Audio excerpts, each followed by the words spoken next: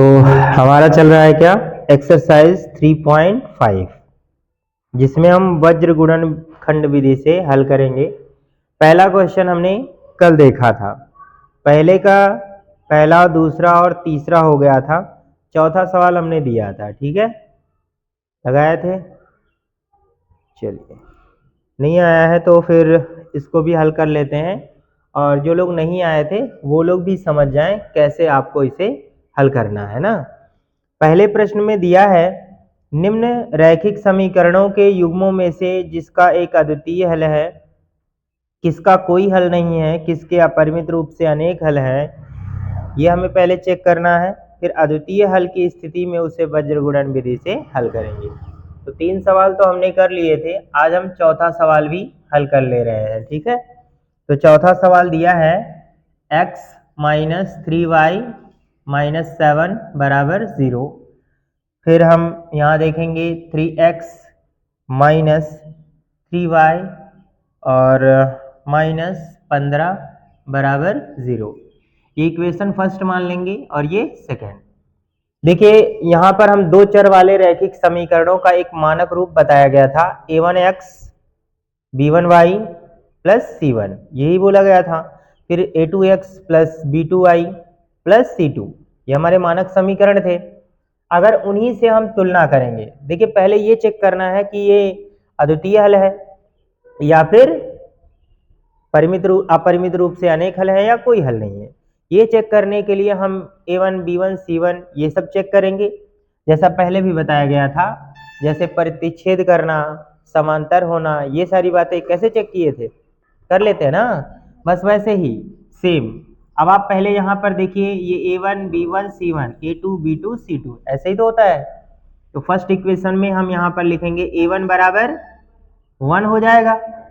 ऐसे ही हम क्या करेंगे, b1 है ना, b1 बराबर -3 और c1 बराबर कितना होगा, -7। भरोसा रखिए, जैसे हम लिखते हैं वैसे ही आप लिखिए, ठीक है। कहीं और चेक करने की उसे जरूरत नहीं है। हम जो कुछ भी लिखते हैं हम खुद ही सिस्टमेटिक ढंग से लिखने का प्रयास करते हैं, जिससे बच्चों की आदत बनी रहे और वो भी उस आदत को अपनाएं, ठीक है, ज्यादा परेशान नहीं हो। इसमें क्या होगा 3 और इसमें -3 हो जाएगा और यहाँ पे आ जाएगा हमारा c2 बराबर -15। बहुत आसान होता है, a1 b1 c1 a2 b2 c2। अगर ये नंबर इधर रहे तो इधर कर लिया करिए। अब हमने ये देख लिया, अब अनुपात करेंगे, है ना। जब हम लिखेंगे a1 बटे a2 बराबर, तो जैसे ऐसे सिंपल इसका अनुपात, फिर इधर भी हो जाएगा कितना, 1/3 हो जाएगा। फिर इस बार ऐसे बैरियर लगाइए, है ना, दीवार बना दीजिए। ऐसे ही हमारा b1 बटे b2 होगा, तो -3/-3। अब अगर कटे तो काट दीजिए, है ना। तो आंसर कितना आया, 1। जब लास्ट आंसर आ जाए तब यहाँ दीवार बनाइए। फिर इसमें भी देख लीजिएगा, c1 बटे c2 बराबर, यहाँ कितना होगा, -7/-15। ये माइनस से माइनस कैंसिल हो जाएगा तो 7 बटे आ जाएगा 15। तो हमने देखा कि यहाँ a1 बटा, थोड़ा बड़ा लिख दें, a1 बटे a2 बराबर नहीं है b1 बटा b2 के। मतलब पहले तो यही केस चेक करते हैं, अगर ये बराबर हो जाता है तो आगे ले जाते हैं। अभी यहाँ a1 बटा a2 बराबर नहीं है b1 बटा b2 के, तो यह रेखाएं क्या होंगी, प्रतिच्छेद करेंगी, और प्रतिच्छेद की स्थिति ही क्या कहलाती है, अद्वितीय हल है। तो लिखते हैं या लिखेंगे इसका एक अद्वितीय हल है, अद्वितीय हल है। क्लियर। अब इसके बाद क्या कर सकते हैं, अब इसे हमें वज्र गुणन विधि से हल करना है। अगर अद्वितीय हल नहीं होता तो हम नहीं आगे करते, यहीं पर छोड़ देते। अब हम ये अद्वितीय हल है तो वज्र गुणन विधि से हल करेंगे। तो आप जानते हैं कि वज्र गुणन खंड विधि का सूत्र क्या होता है ना, यहां पर हम लिख दे रहे हैं वज्र गुणन विधि, है ना। और इसका हमारे पास क्या है, एक सूत्र, बहुत ही एकदम हमने बताया था आप लोगों को, एक ही बहुत ज़बरदस्त तरीका, जिससे आप इसे चुटकियों में याद कर सकते हैं, कोई मेहनत भी नहीं करनी होती है ना। क्या करते हैं, x लिखेंगे, y लिखेंगे और 1 लिखेंगे, यही ना। फिर इसके बाद क्या बोला था, ये बटे का निशान लगाएंगे, इसके बाद ये बराबर लगा देंगे सबको, ऐसे जैसे जैसे मैं लिख रहा हूँ। अब आपको हमने बताया था ए बी सी, यही 3 चीजें हैं ना, ए बी सी, तो बी से शुरू करना है, बी सी सी ए, यहाँ पर लिख लेंगे पी सी, यहाँ लिख लेंगे सी ए, और यहाँ पे ए बी आ जाएगा ना। फिर वही चीज घटा देंगे, रटने की जरूरत नहीं पड़ेगी अब आपको, है। अच्छा ये सॉरी, ये सी ए, और यहाँ पे क्या हो जाएगा 12 21, 12 21, ऐसे ही लिख लेंगे, तो आपको रटने की जरूरत नहीं पड़ेगी, है ना, हमें आना चाहिए। अब ये बड़ा फायदा है कि हम वहां तो लिख लिए हैं, तो हमें यहाँ फिर से छांटने की जरूरत नहीं है, हम छांट कर लिखे हुए हैं। और वज्र का मतलब ऐसे क्या होता है, आपने इंद्र का वज्र देखा होगा, तो इस तरीके से होता है, ठीक है। ऐसे रामायण में देखा होगा आपने, ऐसे ऐसे करता है ना, वो क्या नाम है, मेघनाथ, है ना। तो इस तरह से वज्र मतलब तिरछा हो जाता है, वज्र का मतलब कोई हथियार यानी तिरछा से नजर आएगा। तो इसमें आपको करना क्या है, बीसी से शुरू करते हैं ना, ऐसे इसका करते हैं, यहां से है, पर यहां देखोगे तो दिक्कत होगी, डायरेक्टली वहीं पर रख लेते हैं ना। तो क्या हो जाएगा, x अपॉन चलिए b1 c2, ये b1 है, ये c2 है। अगर आप कहें तो हम डायरेक्टली यहां गुणा कर दें, क्योंकि हम प्रैक्टिस कई बार कर चुके हैं ना। नहीं समझ में आ रहा है, जैसे b1 c2 है, इसका मतलब है कि b1 में c2 का हम गुणा कर देंगे। तो चलिए करते हैं, b1 यही है और c2 यही है, तो इसका गुणा यहां कर दें, 15 तियां 45, और माइनस माइनस है तो प्लस 45 हो जाएगा। देखो और आसान हो जाएगा, फिर सूत्र में माइनस है, हम माइनस भी लगा लेंगे। अब आ जाइए, क्या लिखा है b2 c1, तो b2 c1 7 त्रिक 21, तो ये माइनस माइनस क्या है, प्लस हो जाएगा, प्लस 21 लिखना है, तो यहाँ प्लस 21 हो जाएगा, ठीक। अगर माइनस आता तो ये माइनस प्लस बन जाता, आया ना समझ में। आगे बढ़ते हैं, इसी प्रकार से y2 बटे, देखिए c1 a2 है, चलिए चेक करते हैं, ये c1 है और ये a2 है, देखो तिरछा आ रहा है, इसका यहाँ फिर यहाँ आ जाएगा, तो क्या हो जाएगा, यहाँ पे c1 का a2 में करेंगे ना, तो ये हो जाएगा 7 त्रिक 21, इस बार एक माइनस एक प्लस है, तो क्या होगा माइनस, तो यहाँ पर लिख लेंगे माइनस 21, और सूत्र का माइनस यहाँ लगा रखेंगे, ठीक है। फिर आगे बढ़ते हैं, फिर c2 a1 है, तो c2 ये है, a1 ये है, तो 15 है कम 15, इस बार प्लस माइनस का गुणा माइनस ही आएगा, तो माइनस आएगा -15, और ये माइनस पहले से है, तो यहाँ पर क्या हो जाएगा +15 बराबर 1 बटे a1 क्या लिखा है, a1 b2, तो a1 ये है, b2 ये है, तो 3 एक कम 3, -3 होगा, तो शुरुआत में है तो कोई दिक्कत नहीं है, और सूत्र में माइनस है लगा लेंगे, a2 b1, a2 क्या है, ये है, b1 ये है, 3 त्रिक 9, -9 होगा, जब -9 यहाँ ले जाएंगे तो ये +9 हो जाएगा। समझ में आया, आप पहले भी ऐसा कर चुके हैं तो अब समझ जाएंगे, है ना, नहीं तो आपको ये नंबर्स यहाँ लिख के तब करने चाहिए, अगर ना समझ में आए तो ऐसे कर सकते हैं। समझ में आ रहा है कि नहीं तो लिख देता मैं, ये कितना आ जाएगा 24, ये आप छोटा छोटा लिख दे, बराबर यहाँ कितना आ जाएगा y बटे -6, वेरी गुड, बराबर यहाँ कितना 1 बटे, यहाँ 3 आएगा, ये प्लस है माइनस है घटेगा, तो 9 में से 3 गया 6, और प्लस है तो प्लस आएगा, प्लस ज्यादा है ना।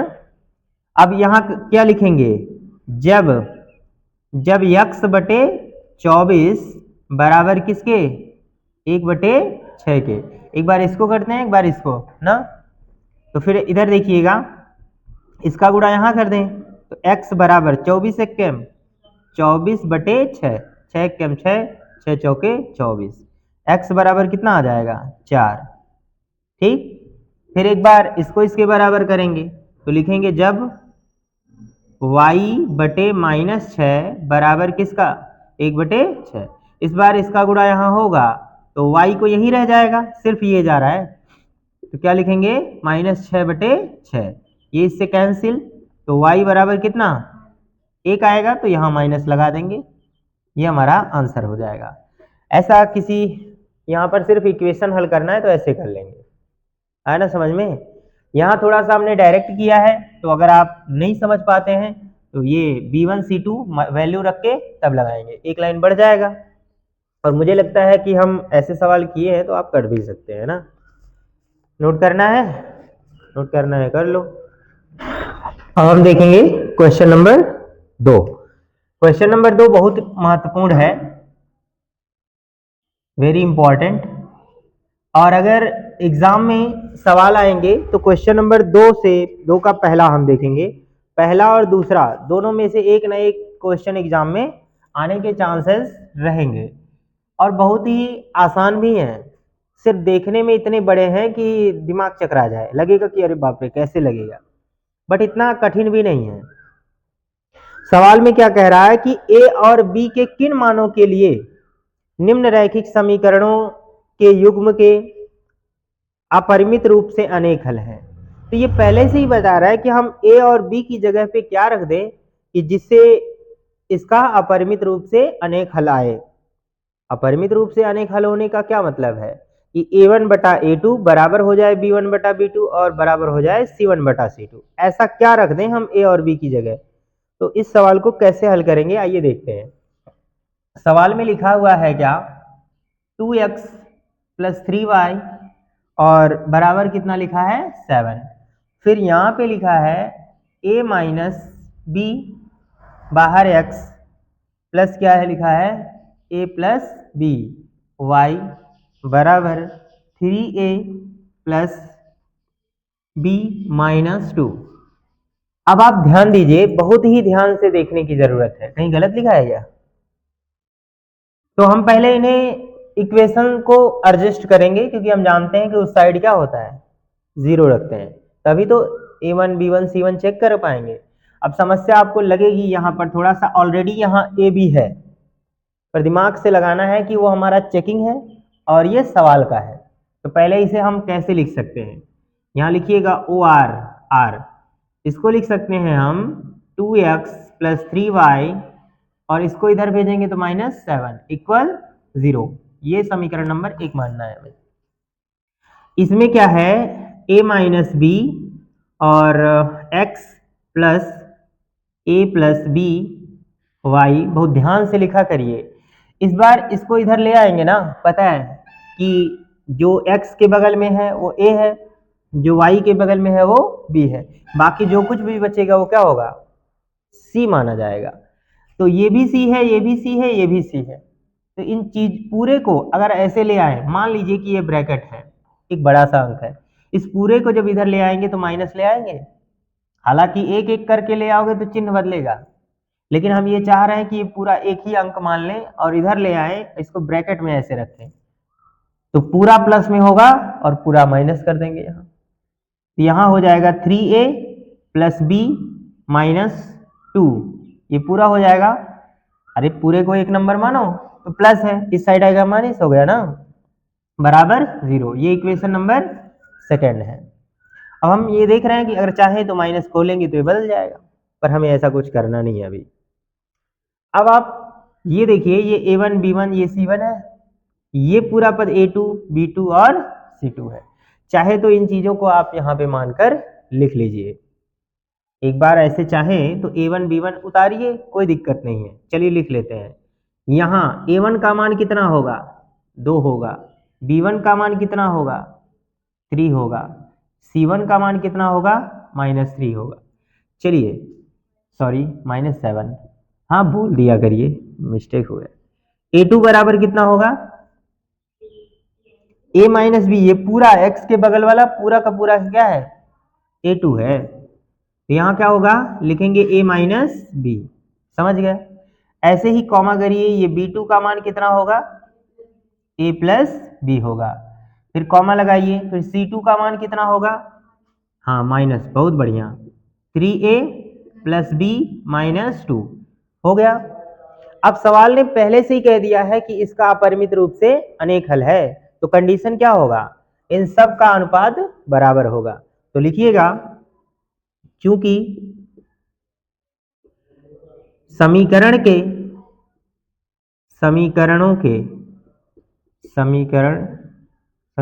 के अपरिमित रूप से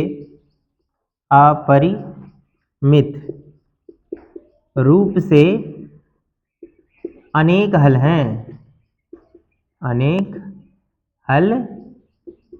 हैं, इसलिए हम यहां पर लिखेंगे a1 बटा a2 बराबर होगा b1 बटा b2 के, और ये बराबर होगा c1 बटे c2 के। ये सवाल थोड़ा सा लंबा हो जाएगा, तो यहां देखिएगा क्या हो जाएगा, इसकी जगह पे क्या लिखेंगे, इस बार पता है आपको ऐसे नहीं लिखने हैं, इसके सामने नहीं लिखना है, जहां लिखे हो a1 बटा a2 उसी के नीचे आप ये लिखेंगे और ये बटे करके। a1 की जगह पे क्या लिख सकते हैं, 2, मिटाना नहीं है, यहाँ लिखना 2 बटे, yes very good, a minus b बराबर, ये ऐसे ब्रैकेट लगाइएगा, यहां पर क्या हो जाएगा 3 बटे a प्लस बी, ठीक, बराबर, यहां c1 का मान कितना है -7 बटे, इधर क्या हो जाएगा -3a प्लस बी -2, ऐसे ब्रैकेट ही करिएगा। इस बार देखो यहां से यहां मर जाएगा। अब पता है, अब तुम्हें एक बार इसको इसके बराबर करना है, फिर एक बार इसको इसके बराबर करना है। इस बार सब में ए बी है, तो चाहे जिसको चाहे जिसके बराबर कर सकते हैं, ठीक है, बट हम पहले का ही रूल अपनाएंगे, इसको इसके बराबर कर देंगे एक बार इसको इसके बराबर, ताकि आपको कंफ्यूजन ना क्रिएट हो। तो लिखेंगे, जब, थोड़ा लॉन्ग होगा इसलिए यहां लिख रहे हैं, जब 2 बटे a माइनस बी बराबर क्या हो जाएगा 7 बटे 3a प्लस बी माइनस 2, यही होगा अगर। तो चलिए क्रॉस मल्टीप्लिकेशन करते हैं, इसका गुणा यहाँ, इसका गुणा यहाँ, तो इसका गुणा जब यहाँ करेंगे तो बारी बारी से सबका होगा, एक साथ कर रहे हैं जी, 2 तियां 6a प्लस 2 एकम 2b माइनस 2 दूना 4 बराबर, ये हो जाएगा, इधर थोड़ा मुझे इधर ही करना था, 7a माइनस 7b, ऐसे हुआ। अब इधर देखो बड़ा नंबर चला गया, हमको इसको उधर कर देना चाहिए, है ना, क्या फर्क पड़ता है, चाहे तो उधर कर ले, ध्यान से देखते रहिएगा, हम इसको इधर कर रहे हैं पर लिखेंगे इधर, मतलब 7a यहाँ है, तो जब ये 6a इधर जाएगा तो 7a माइनस 6a होगा कि नहीं, a के बगल में a लिखना, b के बगल में b लिखना, आसान लगेगा, नहीं समझे, ये -7b है, यहां लिखता हूं मैं, इधर ही लिख रहा हूं समझ लो, और ये इधर जाएगा तो -2b हो जाएगा, बोलो सही है। अब देखो इधर क्या बचेगा -4, अगर आपको दिक्कत हो रही है तो हम इधर ही -4 लिख दें, है क्या, अरे क्या फर्क पड़ता है, चलो तुम ए से देख लो, इन सबको इधर किया, -4 इधर बच गया, तो चलो इधर लिख लेते हैं, अभी ठीक है, टेंशन मत लो, सही हो जाएगा।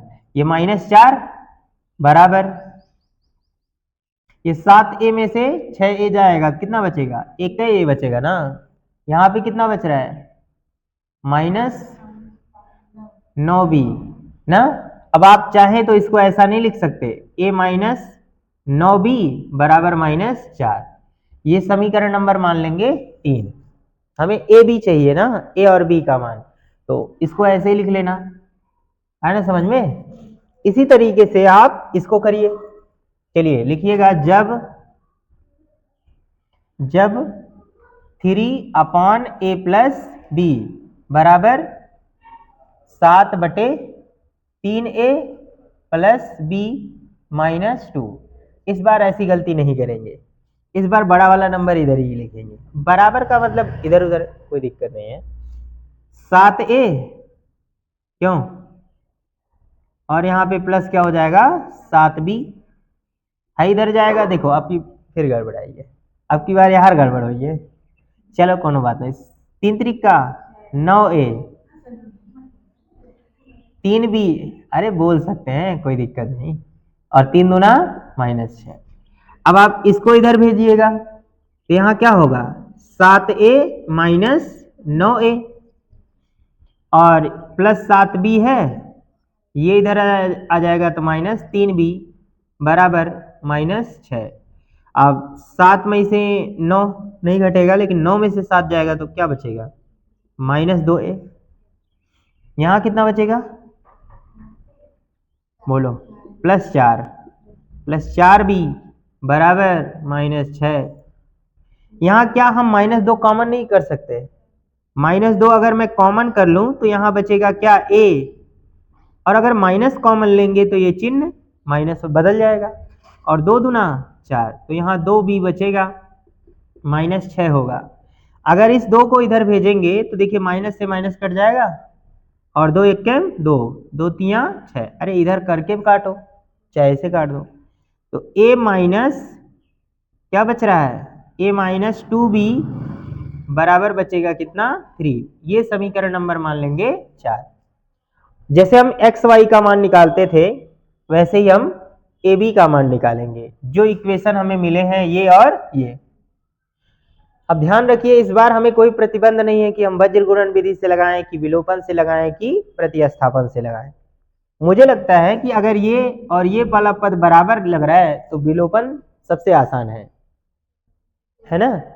तो लिखते हैं, बराबर है ना, तो लिखेंगे समीकरण 3 व 4 से, 3 और 4 से। तो लिख लेते हैं एक बार, लिखिएगा a माइनस 9b बराबर माइनस कितना 4।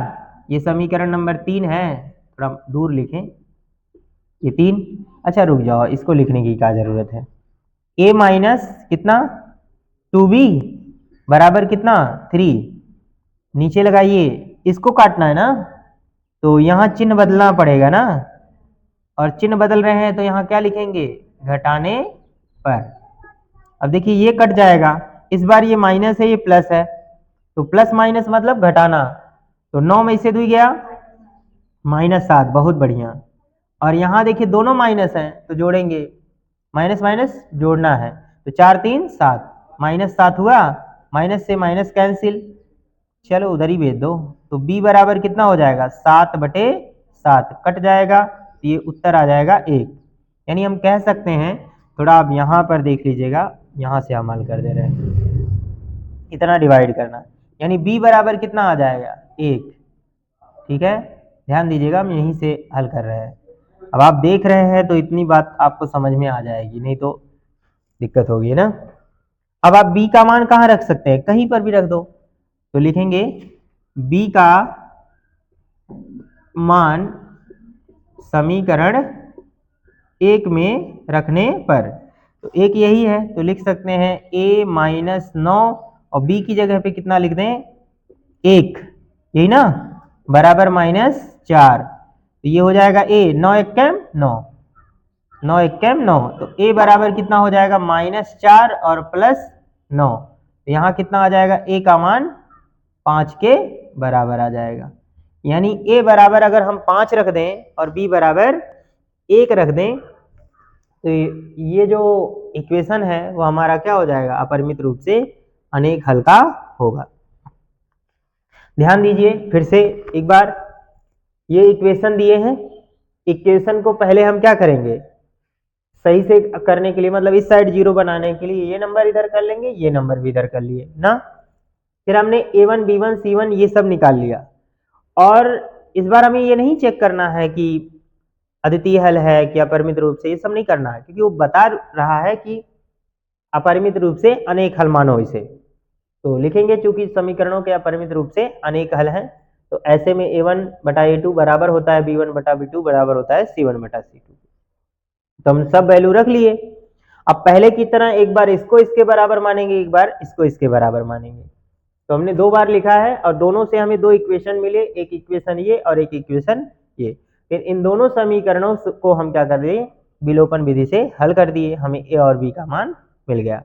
हम चाहते तो इसे प्रतिस्थापन विधि से भी हल कर सकते थे, जैसा कि हम यहाँ से वैल्यू इधर करके उठा के उसमें रखते थे, है ना, समझ में, नोट कर सकते हैं। ये इंपॉर्टेंट सवाल है, अगर एग्जाम में कोई सवाल कठिन बनाना है उसको एग्जामिनर को, तो ये सवाल दे सकता है, या इसके बाद वाला सवाल जो हम बताएंगे वो देख सकता है। चलिए ठीक है, क्वेश्चन नंबर नोट डाउन करें।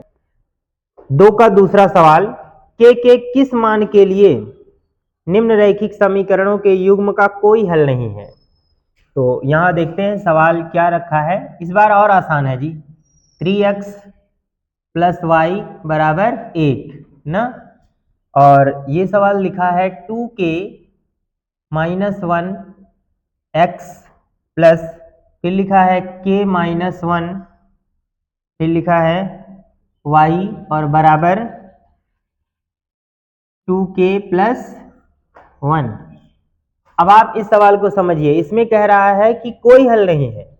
जब कोई हल नहीं होता है तो यहां हमें सिर्फ क्या बराबर करना होता है, a1/a2 बराबर b1/b2, और बराबर नहीं होता है c1/c2 के।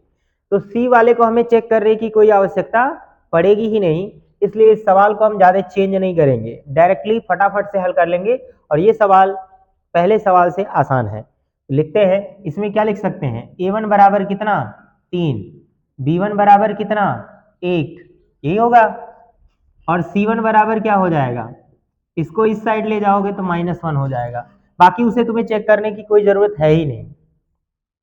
तो फिर a2 बराबर क्या होगा 2k - 1, और ऐसे ही b2 बराबर क्या हो जाएगा k - 1, ब्रैकेट में लिखते रहिएगा, और ऐसे c2 बराबर क्या हो जाएगा 2k - +1, ऐसे करिए, और इसको इस साइड ले जाएंगे तो यहां माइनस लगाना है, ठीक है। क्यों मच्छर उड़ रहा है। अभी देखो हम क्या कर सकते हैं, लिखेंगे, क्योंकि कोई हल नहीं है, और जब बराबर करेंगे तभी वैल्यू निकलेगा, बिना बराबर वाला नहीं निकलेगा। तो यहां पर लिखेंगे हम, क्योंकि समीकरणों के कोई हल नहीं है। कोई हल नहीं है ये हम नहीं कह सकते, तो हम ये कहेंगे समीकरणों के कोई हल नहीं के कोई हल नहीं होने पर, ये लिख लेंगे ऐसा, कोई हल नहीं होने पर। अगर कोई हल नहीं है तो हम यहां कह सकते हैं कि a1/a2 बराबर होगा किसके, b1/b2 के, और ये बराबर नहीं होगा c1/c2 के। तो जब बराबर ही नहीं है तो इस केस को लेना ही नहीं है हमें, सिर्फ हम ये वाला केस लेंगे। तो इसका मतलब लिखना है आपको, हाँ, ये यहाँ हो जाएगा 3/2k - 1, ब्रैकेट लगा के रखना, बराबर ये लिख लेना b1 का मान 1/k - 1। बोलो सही है, क्या हुआ, और इस वाले को लिखना नहीं है, तो हल कर लेते हैं, सिर्फ k का मान चाहिए इस बार, उसमें a और b दोनों था तो दिक्कत थी, लेकिन यहाँ एक ही है। चलो क्रॉस मल्टीप्लाई करते हैं, इसका गुणा यहाँ कर दें, क्या हो जाएगा 3k - 3 बराबर, इधर हुआ 2k - 1, क्योंकि 1 का मल्टीप्लीकेशन करने पर कोई फर्क नहीं पड़ता। अब देखिए k को एक साइड में कर लो, चलो इधर करते हैं, 3k - 2k बराबर, इधर कितना है -1, -3 उस साइड जाएगा तो क्या हो जाएगा +3, तो 3 में से 2 जाएगा, एक ही k बचेगा ना, तो यहाँ कितना बचेगा 2 बचेगा, 2 हो गया, k का ही मान निकालना था, हो गया। इस बार ये और भी आसान है, ठीक है, नोट करना हो तो कर सकते हो।